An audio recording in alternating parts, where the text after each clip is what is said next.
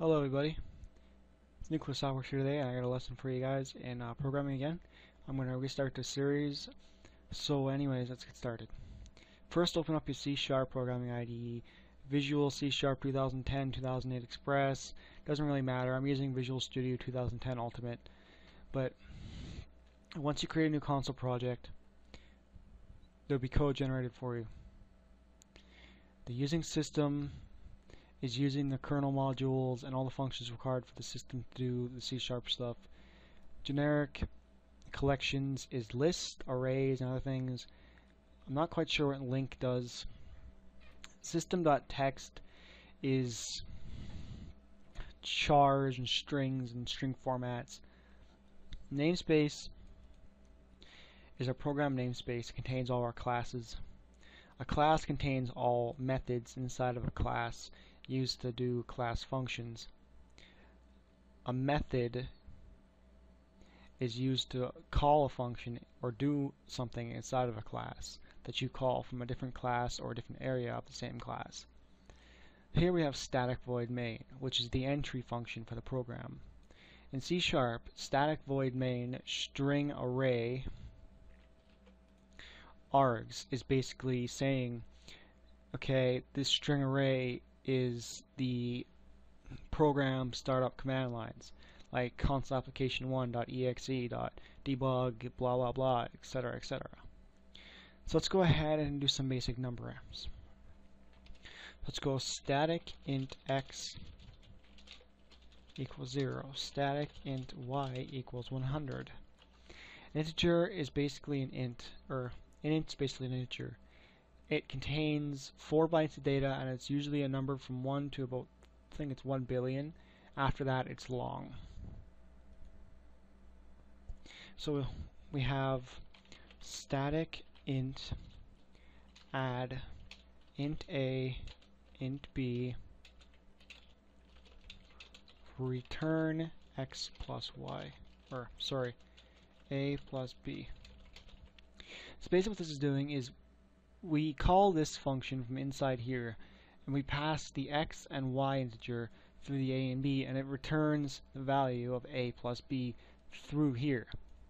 So down here we'll create int myInt equals add xy console.writeLine myInt equals plus myInt. And then we want to pause the console window by using console.read key. So basically what this is doing is we have this, which prints this out to the console screen. Okay, int myInt is basically getting the number from adding x and y. Since this returns the number that is x plus y, this will equal what this returns. This prints it, and this basically waits for the user to press a key on the keyboard. So let's change this to, I don't know, 10,025. Let's hit debug. MyInt equals 10,125. So what about if we do it like this? Static int multiply int a, int b. Return a times b. The star means multiply. It's going to return a multiplied by b. So let's make another integer. Int myInt multi equals multiply myInt y. So myInt multi is going to equal multiply, and we're going to multiply myInt by y, which is multiplying myInt by 100.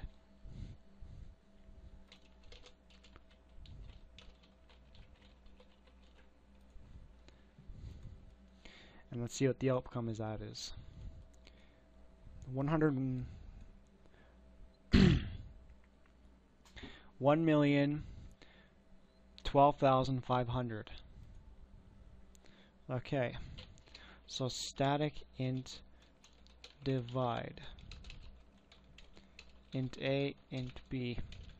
Now if A is not equal to 0 and then B is not equal to 0, return A divided by B, else return 0. Basically what this is saying is if A is not equal to 0 and B is not equal to 0, we're passing in here, then return A divided by B, else return 0, because you cannot divide by 0. So if you try to divide by 0, your program will crash, giving you a message saying you can't do that. So here we have my integer. Okay, it's going to equal this. So let's go ahead and int my int multi divide equals divide my int multi by 10.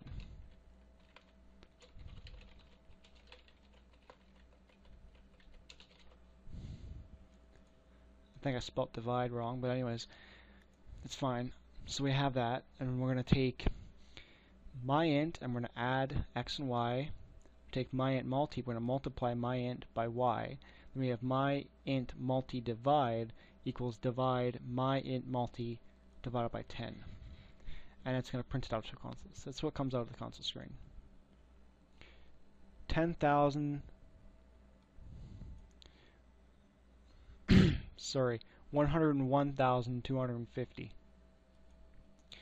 That's what the number comes out of that is. So let's go ahead, let's go say we wanted the user to set the stuff. So we have console.write, enter number A. Basically writes a line but doesn't end the line. So x equals system.convert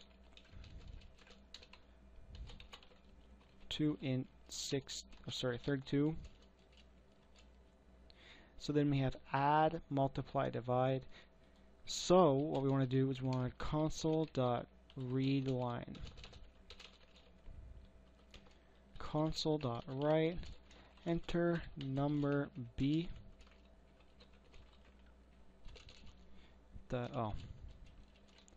Enter number B. Y equals, copy and paste this down here. Console.write line. Press any key to do the math.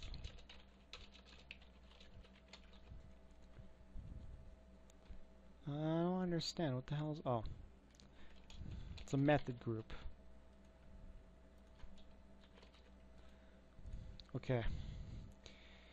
So we have console.writeLine. So let's do console.writeLine divide,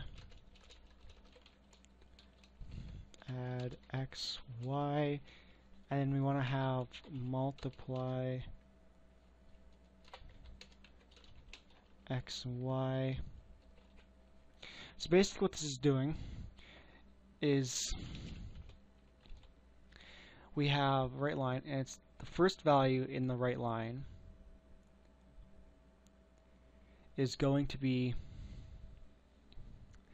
divide, and it's going to return divide and then add x and y. It's basically saying the same thing as we have an integer up here. When you add an integer up here, we have integer and we have an integer going into an integer, and then it would pass it through here. But instead, since this returns an integer, we can just go divide and then divide value, add x and y, and then multiply x and y, and basically it returns the value of add x and y divided by multiply x and y.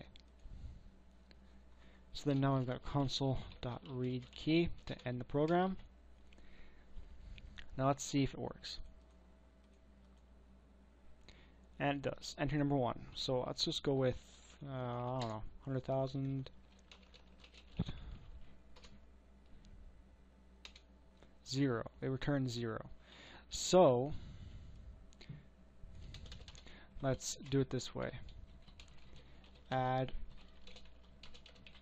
multiply x and y. Then we have to have add x and y.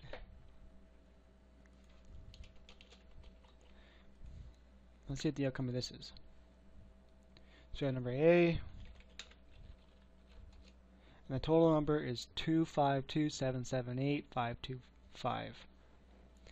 Okay, but what happens if we don't enter a number in, type in A? It crashes saying the string is not in valid format. So let's throw a catch.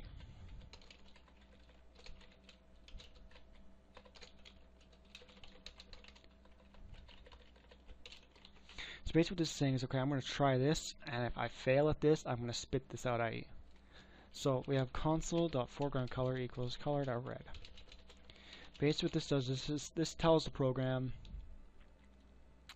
that we want the console color to be red. Okay, so we have console.writeLine ex.message. This basically prints the exception message to the console. The exception will tell you what's wrong with the program, and the program won't crash. It'll close normally in the end. What these are meant for is prevent your program from crashing in case something fails. So we have console.readKey.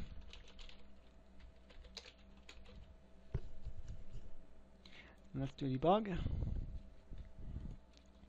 A, okay. The input string was not in valid correct format. That's it for this tutorial. The next tutorial I'll be getting into string arrays and char arrays, and that's it. See you guys later.